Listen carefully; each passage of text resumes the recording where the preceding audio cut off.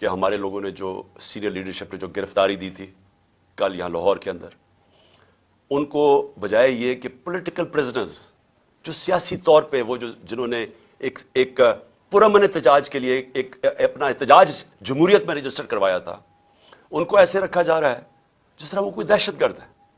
उनको कभी कहां भिजवा रहे हैं, कभी किस शहर में भिजवा रहे हैं। शाह महमूद को अटक भिजवा दिया, असद उमर को लिया भिजवा दिया, किसी को डीजे आजम स्वाति को। ये क्या साबित करने की कोशिश कर रहे हैं कि क्या ये लोग इससे देख के डरेंगे?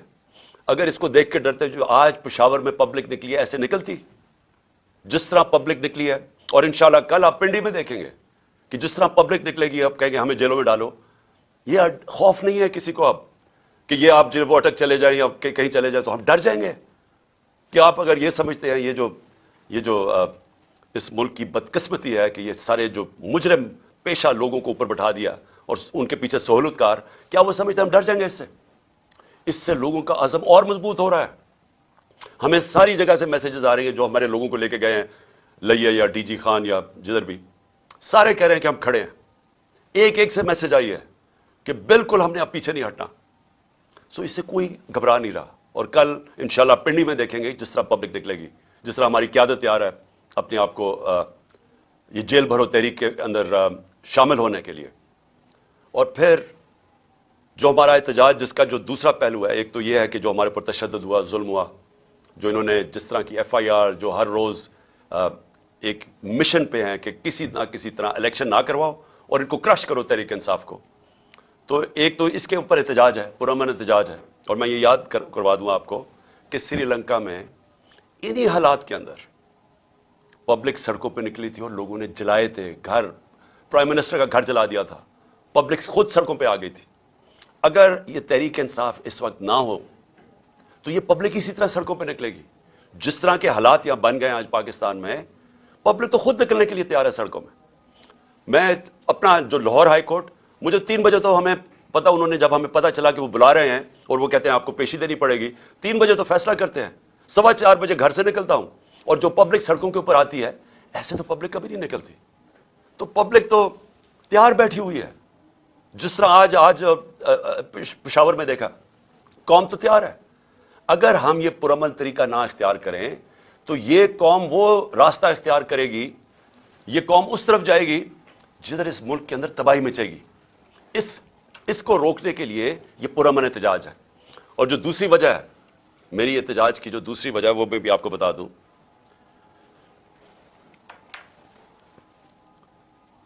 कि जो शहबाज शरीफ ने कल तकरीर की, कौम को मजीद और कुर्बानियां देनी पड़ेंगी। शहबाज शरीफ, ये कौम 10 महीने से जो आपने साजिश करके ये चोरों का टोला ऊपर बैठाया है, जिसमें आप सबसे बड़े डाकू हैं और आप और बड़े भाई और आसिफ जरदारी, आपसे बड़े डाकू इस मुल्क में आए नहीं। 30 साल से आप चोरी कर रहे हैं, अरबों रुपया आपने चोरी करके मुल्क से बाहर भिजवाया है। जरा पूछें तो सही कि आपका टब्बर वहां रहता कैसे है? कौन सी आपकी आमदनी थी जो इतने इतने बड़े बड़े आपने घर खरीदे? यहां का चोरी का पैसा था, तो अपना पैसा बाहर भिजवा दिया। 1100 अरब रुपए के करप्शन केसेस माफ करवा लिए अपने, और कौम को कहते हैं कि ओह अभी आपके इम्तिहान खत्म नहीं हुए, अभी मजीद और महंगाई आने वाली है। मैं इसके ऊपर सिर्फ यह कहना चाहता हूं कि कभी शहबाज शरीफ लोगों को पूछा है कि आज लोगों का गुजारा कैसे हो रहा है? जब हमारे दौर पे आप बार बार हर रोज असेंबली में खड़े होकर जुड़ा, हमारे दौर में तो कोई ऑपोजिशन के मसले नहीं थे। जो आपके केसेस थे वो तो सारे आपके 95% केसेस आपके खिलाफ वो तो पहली गवर्नमेंट से बनाए हुए थे, आपके अपने दौर में बने थे। इसहाक डार तो आपकी हुकूमत में मुल्क से फरार हुआ था। जब उसे पूछा गया कि इतने ज्यादा पैसे $5 मिलियन बाहर कैसे भिजवाए हैं, तो जब उसे जवाब पूछा मुल्क से बाहर भाग गया। नवाज शरीफ के दोनों बेटे आपके दौर में मुल्क से बाहर फरार हुए थे। जब उनसे पूछा गया कि बताएं ये आपकी प्रॉपर्टीज अरबों रुपए की किधर से आई हैं, वो बाहर भाग गए। ये जो इसका शहबाज शरीफ आपका जो बेटा, आपका जो दामाद था, वो आपके दौर में बाहर भागा था जब पता चला कि सरकारी तौर पे वो उसने सरकारी एक अपनी कोई बिल्डिंग किराए पे दी हुई थी, वो अभी बनी नहीं थी, उसको जब पैसा मिल रहा था, जब उससे सवाल पूछा वो बाहर भाग गया।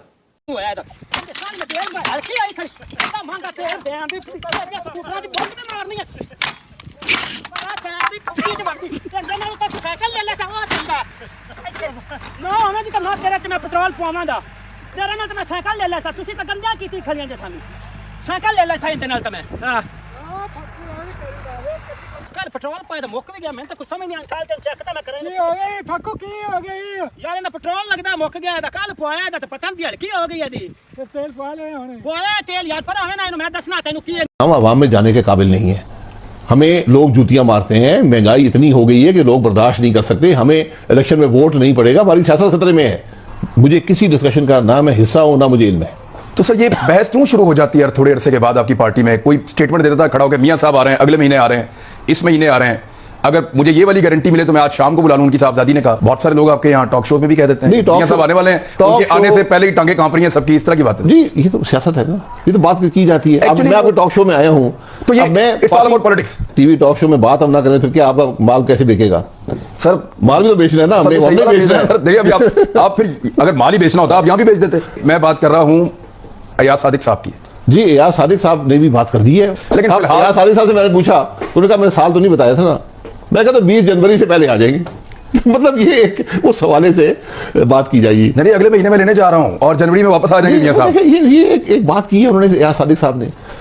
ये डीलों से मुल्क नहीं चलते, डीलों से मामला दुरुस्त नहीं हो सकते।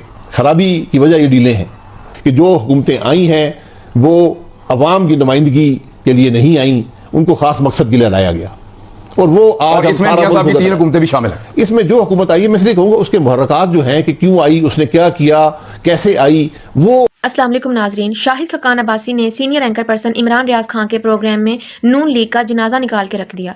शाहिद खकान अब्बासी का क्या कहना है, आइए पहले शाहिद खकान अब्बासी की गुफ्तगू सुनते हैं, फिर इस पर बात करते हैं। शाहिद खकान अब्बासी साहब हमारे साथ मौजूद हैं और वो वाला सौदा नहीं बेच रहे हैं जो बहुत सारे लोग यहाँ पे स्टूडियो में बेच के जाते हैं। साफ साफ बात कर रहे हैं। मियां साहब वापस एक्चुअली कब आएंगे? मियां साहब वापस आएंगे इलाज करवाकर। बरतानिया में नवाज शरीफ साहब ने वीजा अप्लाई किया जी। उनके होम डिपार्टमेंट को, वहां पे तो नहीं चलता पाकिस्तान वाला निजाम और उस पर आप लोगों को ट्रस्ट भी है, वहां के अस्पतालों पे, वहां के कानून के निजाम के ऊपर, बल्कि उसकी मिसालें भी देते हैं आप लोग, बाकी लोग भी देते हैं, पीपल्स पार्टी भी देती है, पीटीआई भी देती है। तो वहां का निजाम मियां साहब को वीजा नहीं देता मेडिकल ग्राउंड के ऊपर। वो ये कहता है कि उनको ठीक नहीं लगती मियां साहब की ये अपील कि वो बीमार है और यहां पे इलाज करवाना चाहते हैं।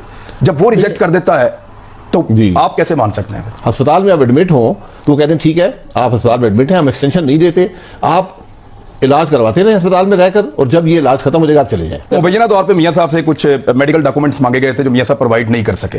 नहीं ऐसी बात नहीं है, मेरा नहीं। लैब रिपोर्ट्स मियां साहब क्यों नहीं अभी तक दिखा पाए? कौन सी लैब रिपोर्ट? एक्चुअली मियां साहब अपनी जो भी मेडिकल रिपोर्ट जमा करवाते हैं वो एक डॉक्टर का सर्टिफिकेट होता है जिसमें वो एक एडवाइस होती है डॉक्टर की कि मेरे पेशेंट है, बीमार है, ये पाकिस्तान इनको भी ट्रेवल ना करवाया जाए, इनकी जान खतरे में। लैब रिपोर्ट्स इसमें अब उसकी गुंजाइश, लैब का जो मामला था वो स्टेबलाइज कर दिया उन्होंने। लैब ही तो साबित करती है कि आदमी कितना बीमार है। नहीं सिर्फ लैब आपकी इसीलिए आपका बताती है कि आपके दिल की क्या प्रॉब्लम है। नहीं आपकी जो ब्लड रिपोर्ट्स हैं वो बताती है कि प्लेटलेट्स कहां पे हैं। तो सर ये बहस क्यों शुरू हो जाती है थोड़े अरसे के बाद आपकी पार्टी में? कोई स्टेटमेंट दे देता है खड़ा होकर, मियां साहब आ रहे हैं, अगले महीने आ रहे हैं, इस महीने आ रहे हैं, अगर मुझे ये वाली गारंटी मिले तो मैं आज शाम को बुला लूं। उनकी साहबजादी ने कहा। बहुत सारे लोग आपके यहाँ टॉक शो में भी कह देते हैं मियां साहब आने वाले हैं, उनके आने से पहले ही टांगे कांप रही हैं सबकी, इस तरह की बात है। जी ये तो सियासत है ना, ये तो बात की जाती है। अब मैं आपके टॉक शो में आया हूं तो ये it's all about politics. TV talk show में बात हम ना करें फिर क्या आपका माल कैसे बिकेगा?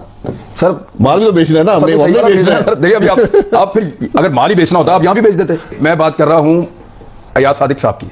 जी अयाज सादिक साहब ने भी बात कर दी है। लेकिन अयाज सादिक साहब से मैंने पूछा तो उन्होंने कहा मैंने साल तो नहीं बताया था ना।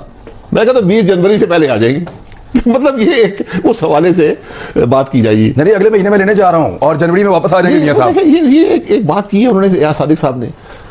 उनकी आमद का आपको नहीं लगता कि आपकी पार्टी जब बार बार इस तरह के स्टेटमेंट देती है तो एक मजाक बन जाता है और एक ऐसी डिस्कशन शुरू हो जाती है जो उनकी बीमारी का मजाक उड़ाने के मुताबिक है? जी वो तो सारे ही उड़ा रहे हैं, लेकिन यहाँ सवाल होते हैं, हर आदमी अपनी बिसात वाला जवाब दे देता है। कंपैरिजन करने के लिए कोई रिपोर्ट भी नहीं है। देखिए पाकिस्तान में जब मियां साहब थे तो उनकी तमाम खबरें लैब रिपोर्ट्स के ऊपर चल रही थी कि आज इतने प्लेटलेट्स हैं, आज फलां रिपोर्ट यहाँ पे आ गई है, ये फलां चीज इतनी हाई है, ये इतना लो है, हर चीज चल रही थी।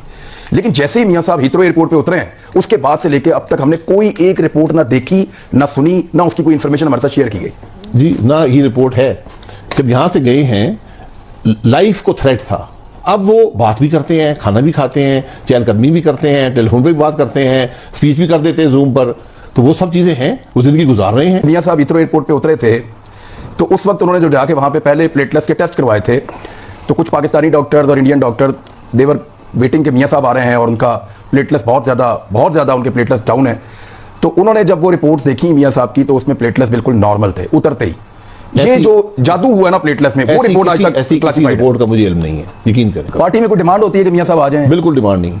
कोई नहीं चाहता, कोई डिमांड नहीं। चाहता तो है, बिल्कुल मुझे किसी डिस्कशन का ना मैं हिस्सा हूं ना मुझे इल्म है। आपकी पार्टी की इतनी ग्रूमिंग हो नहीं पाई। आज भी आपकी पार्टी के लोग बड़े फख्र से ये बताते हैं, चाहे उनको झूठ भी बोलना पड़े, कि जनाब हमारी बातचीत चल रही है, बेफिक्र हो जाए, हम आ रहे हैं। और वो जो ताकतवर हल्के हैं जिनके पहले हमारे साथ ताल्लुकात अच्छे नहीं थे, अब वो हमसे माफी तलाफी करके हमारे साथ वापस जुड़ रहे हैं। ये सर क्या मैं यही कह रहा हूं ना कि हमारे मुल्क का निजाम इस नहज पे पहुंच गया है कि आज हम फख्र से कहते हैं कि हमारे एस्टेब्लिशमेंट से बात हो रही है। हाँ जी। और आप भी बड़ी खुशी से सुनते हैं कि हाँ आपको बात में जान है। हाँ। तो जिस दिन ये जान आना बंद हो जाएगी, जब मैं फख्र से कहना छोड़ दूंगा हाँ एस्टेब्लिशमेंट मुझे देख रही है, तो उस दिन मुल्क के हालात बेहतर होंगे। वैसे डील के रिकॉर्ड तो सर बड़े हैं ना। यानी अगर एस्टेब्लिशमेंट कहती है हमने डील नहीं करनी, तो उन पे यकीन इसलिए नहीं किया जा सकता, उन्होंने दर्जनों दफा की है। और अगर आप लोग कहते हैं कि हमने भी नहीं करनी, तो पॉलिटिकल लोगों पे भी इसलिए यकीन नहीं किया जा सकता कि आप लोगों ने भी बहुत दफा किया। एक दिन आता है कि डील होनी बंद हो जाती है। डीलों ने जो कुछ पाकिस्तान को दिया वो आपके सामने है। तो वो दिन आ गया पाकिस्तान, वो आप मेरा ख्याल है वो आ गया। पीएमएलएन के लिए आया या सबके लिए आया है। ये डीलों से मुल्क नहीं चलते, डीलों से मामला दुरुस्त नहीं हो सकते। खराबी की वजह ये डीलें हैं। हमने इस मुल्क के हकायक मसख कर दिए हैं।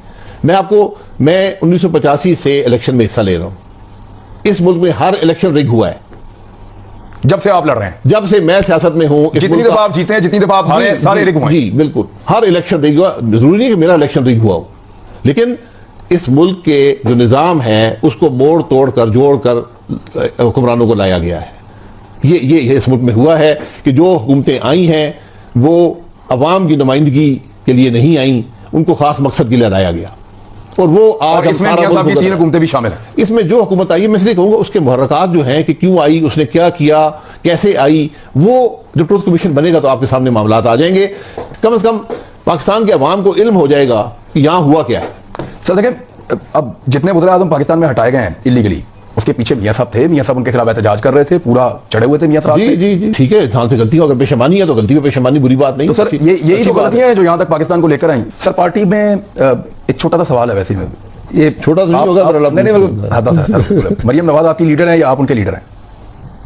मैं और मरियम नवाज पार्टी के कारकुन हैं। दोनों ही कारकुन हैं। लीडर हमारे नवाज शरीफ हैं। बस वन लाइनर।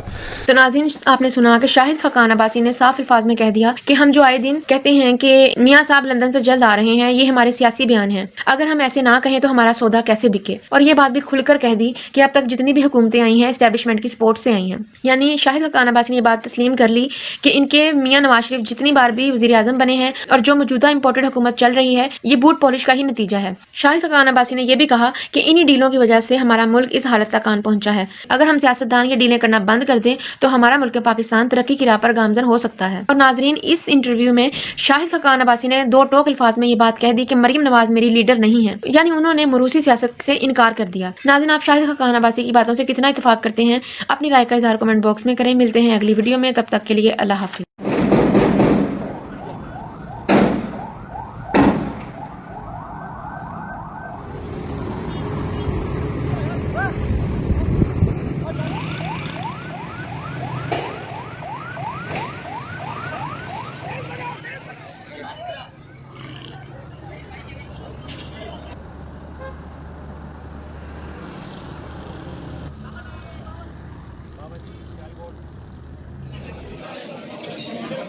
सर ये ऊपर मौजूद है सर ये।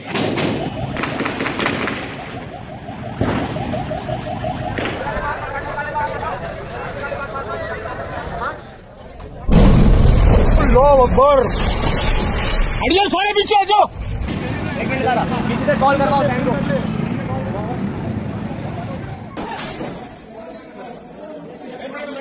कोई नहीं वो अपना रूम है। चलो ये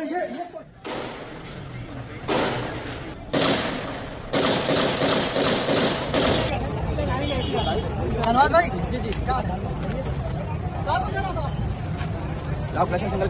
हमारी पुलिस फोर्स, रेंजर्स और आर्मी की मदद से अल्लाह ताला का शुक्र है कि तीनों दहशतगर्द जहन्नम रसीद हो चुके हैं।